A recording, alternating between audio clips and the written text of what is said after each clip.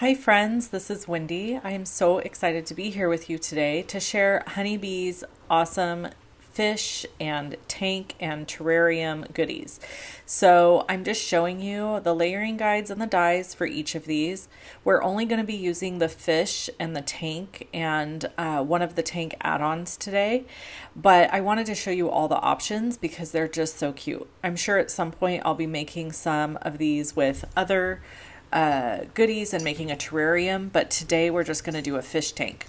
To start, we're going to color the tank, and I've grabbed my Copic markers for all the coloring. I die cut everything in white cardstock, and I chose 80-pound cardstock just because I think sometimes for coloring it's a little bit easier to color on. I really like 110-pound cardstock for my card bases and sometimes for die cutting. It just depends on what I'm cutting. For the colors on the tank and the colors on the little ship that we're going to color, I used E29, 25, and 23. And I'm just doing a very basic blend of three colors, keeping the lightest color in the center. And then I'm going to layer each piece with my honeybee glue onto the tank. I've die cut this tank twice because we are going to make a faux shaker card. So if you want to make one of these cards, I would recommend cutting this tank out 2 times, but you only have to cut the outline of the tank twice. You don't have to cut the layers twice. Once we get this glued together, we can move on to the next steps. And I highly recommend that you use the honeybee layering guides for all of your layering because it just helps so much. I even was able to color using the layering guide because I just followed the colors that were on the layering guide. So here we're using the exact same colors I just used to color the tank. We're coloring the little ship, and we colored the sand with the lightest we colored the sand with E33, sorry. I have linked below all of the markers available on the Honeybee website. So if you're working on getting all your Copic marker colors and you see a color combo here that you enjoy, there is a link below. There's also the same link has a visual supply list. So it's got supplies for all of the pieces and parts that I'm using to make this card. So after I finish coloring all of the pieces, I'm going to then layer them all together. I do want to just make mention that you don't have to cut all of your parts in white cardstock. If you have a lot of colored cardstock and you want to use colored cardstock to cut each piece in, you certainly can do that. Another great way to get lots of variation in color is to choose to ink blend, and Honeybee has those nice small blending brushes to get into small parts and create shadows. So the thing that I have learned with card making is a really economical way to get a good bang for your buck with layering dies or anything like that is to cut it all in white cardstock and color it yourself. Then you don't have to own every color of cardstock. You can just make it how you want. The other thing that I've noticed is when you use white cardstock, you have a little bit more control over the depth of color and the variation in which you color. So if you're using colored cardstock, you certainly can ink blend on it. You could color over the top of it to add a little bit of dimension. That's another great way to get some dimension. And maybe I'll do a video like that soon so that you can see what I'm talking about.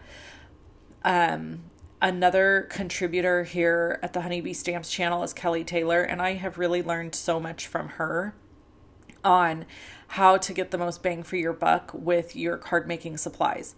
She is really excellent at teaching that. So, So anyway, we're going to finish this up by going around the edges with my darkest E color marker. So that was I think it's the E29, just because there were some white edges there that I didn't want showing. Then we're going to move on to all the little seaweed and grass pieces. It's kind of funny, I colored 3 of the little sprig pieces that are separate there to the right, and I ended up only using 2 in the card, and that was totally by accident. That was not intentional. one was off to the edge and I didn't realize it, and so I didn't use it. So for the bright green that you see up there at the top, I used YG07 and 06. For the little pieces of seaweed that are kind of that aqua color, they are colored with BG 34 and 32. The little reddish one, well, it's not really red, it's kind of like a coral pink, was colored with R20, 21, and 22. And for the orange one, we did YR09, 04, and Y18.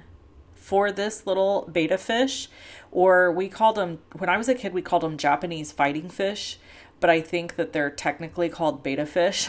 I colored this with V09, 06, and 04. And then here on this pink fish, I just kept this in because I made a big boo-boo, and the way I fixed it was just to color glaze with darker colors right over the top of it. So it ended up working out completely fine. But what I wish I would have colored it with, the whole thing, would have been RV09, RV06, RV04, and 02. The top layers of this fish are colored with those. However, that being said, I really love that his top and bottom fin are kind of a darker pink, kind of a purpley undertone. So I actually ended up really enjoying how this one turned out. Now we're going to glue our front piece of our tank to a piece of window sheet or acetate. You can just use any acetate that you have. You can clean up acetate really well using alcohol, rubbing alcohol. So if you just spritz it on a paper towel and rub it over the top, you can get a nice clean piece, and then you're not having to purchase acetate if you don't want to. Here I used a tealish color ink to go ahead and ink up my background. And then I'm going to come in with some water and add splatters. And then I came in with some perfect pearls, and I went ahead and added splatters with the perfect pearls as well. Another Kelly Taylor technique. I mean, there's other people that do it, but she's kind of famous for it. And I think whoever we learn card making from, or that projects that we really, really love, we tend to gravitate towards their techniques. I've noticed that in a lot of card makers. You'll note that there's several card makers that kind of do some of the same things, and I think it's because they all enjoy each other's work. So here we're going to layer that white piece first, and then I'm going to add foam tape. Now this foam tape doesn't have to touch and connect like it would if this was a regular shaker card, because no bits and pieces are going to fall out the bottom. There's some pretty honeybee rhinestones, they're kind of iridescent off to the right there, that we're going to add in this tank. We're going to glue them in place though, because I didn't have any glitter or shaker bits that I felt like would work in here. So I didn't really want to make this a real shaker card. That's why we're calling it a faux shaker. Ultimately, what I wanted it to look like was an aquarium, and I feel like that is what happened by adding that acetate to the front, and then going ahead and adding all of these little rhinestones, bits and pieces in.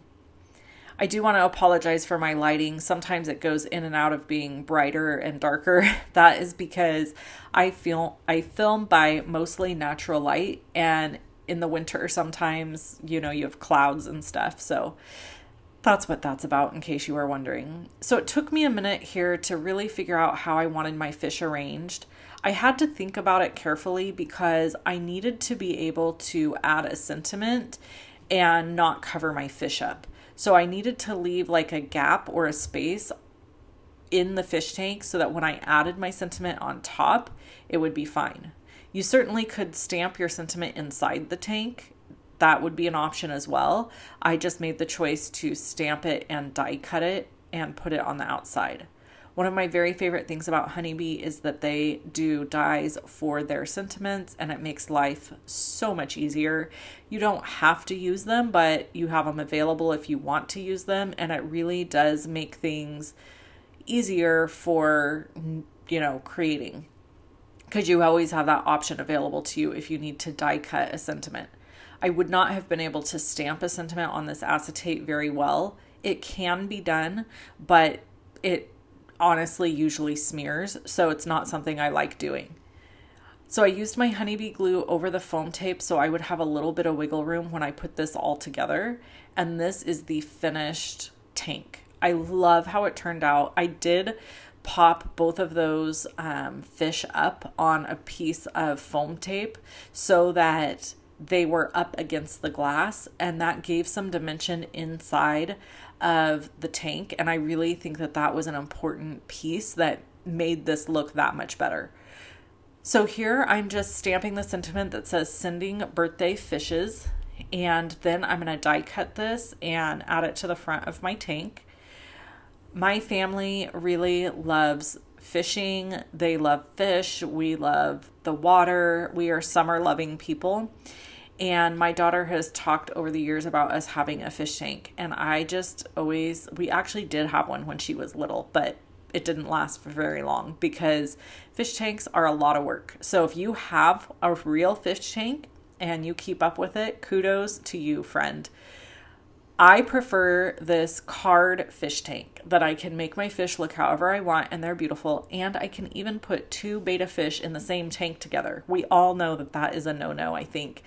Betta fish will attack each other, so you can only have one in a tank. And I know there have been people who have said you can put more than one in a tank. I personally don't know that that really works. When I was growing up, I did have a betta fish or 2, and we only ever kept one at the recommendation of the pet store. So one at a time. So here I'm just going to add my sentiment to that spot that looks like an obvious place to add the sentiment. You can see there's nothing there. I really debated adding this sentiment at the top or the bottom of the fish tank on the wooden part, but ultimately, since I didn't have another fish in this spot, I went ahead and added it here. We're then going to take a piece of cardstock that was cut at 5.5 by 8.5, scored at 4 1/4, and we're going to glue this entire piece down to that card base on the front of it. And then we're going to trim away at the top of the card, and really this card ends up being a shape card. So here I'm just going to add my honeybee glue to the back, and then I am going to glue this down. And I really love using liquid glue because it gives you just a chance to move things around and get it where you want it before you're committed. That's the one thing I don't like about a tape runner, is that once you put the adhesive on there, you're kind of committed with that. So this gives me a chance to wiggle things around and get things in place the way I want them. Now that this part is done, I'm going to use my big scissors here and trim away at the top. And I just love how this card turns out. I think it's fantastic, and it's such an easy way to make you could make a regular shaker card, a faux shaker as I have done here. And then we also turned it into a shape card by trimming away the top. You just want to be very careful not to trim in the middle, because then your card would just come apart. You can see there where it's connected in the middle. That is it for this card. I hope you guys enjoyed, and I hope you try making a faux shaker card soon.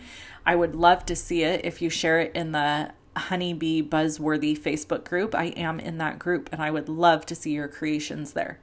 I'll talk to you soon. I hope you have a great day. Bye-bye.